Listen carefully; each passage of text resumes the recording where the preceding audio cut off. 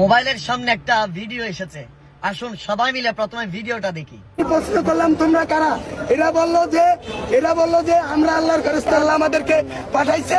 তোমরা যে বাড়ি দিচ্ছ প্রত্যেকটা বাড়িতে 10টা করে নাকি তোমাদের আমলনামায় দেওয়া হবে। আপনারা দেখলেন এতক্ষণ পর্যন্ত সে এক ব্যক্তি ধানমন্ডি 32 নম্বর বাড়িটা ভাঙ্গার সময় নাকি আল্লাহ একে নাকি ফেরেশতাদের মাধ্যমে বলেছে প্রতিটা বাড়ি দিলে নাকি বাড়ির কারণে 10টা করে নাকি পাওয়া যাবে, এবং আল্লাহ ফেরেশতাদেরকে পাঠিয়েছে একে বলার জন্য, ইসলাম কায়েমের জন্য।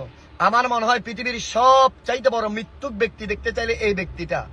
এর মতো পৃথিবীতে কোনো মৃত্যুক হতে পারে না। আমার মনে হয় যদি অভিনেতা হতো পৃথিবীতে এর মতো কেউ অভিনেতা হতে পারতো না। এত বড় কাযযাব, এত বড় মৃত্যুক। আমি জানি না সে কোন ধর্মের অনুসারী।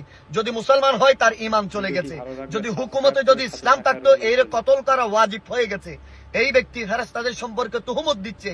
আরো বড় আজীব কথা সে বলতেছে আল্লাহ নাকি ফেরেশতাদের মাধ্যমে একে বলেছে।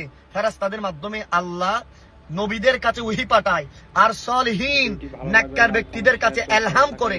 এখন যে এলহামের যে সলিহীন ব্যক্তি এর কোনো কাইফিয়ত এর মাঝে নাই, কোনো নিদর্শন এর মাঝে নাই, তাহলে বোঝা যায় এই সমস্ত কোলাঙ্গারদের কারণে আজ ফেরেশতাদের আজমতের মধ্যে মানুষ প্রশ্নবিদ্ধ করছে, ইসলামকে নিয়ে মানুষ কটু কথা বলছে, ইসলামের সুমহান স্বার্থকে এরা হাসিলের জন্য মানুষের কাজে নিজের কাজে ব্যয় করে, যার কারণে আজ ইসলাম মানুষের কাছে প্রশ্নবিদ্ধর কারণ হয়ে গেছে।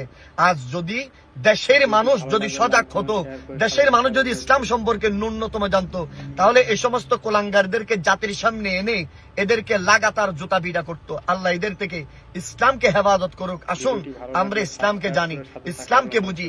ইসলাম কখনো কারো উপর জুলুম এটা সহ্য করে না।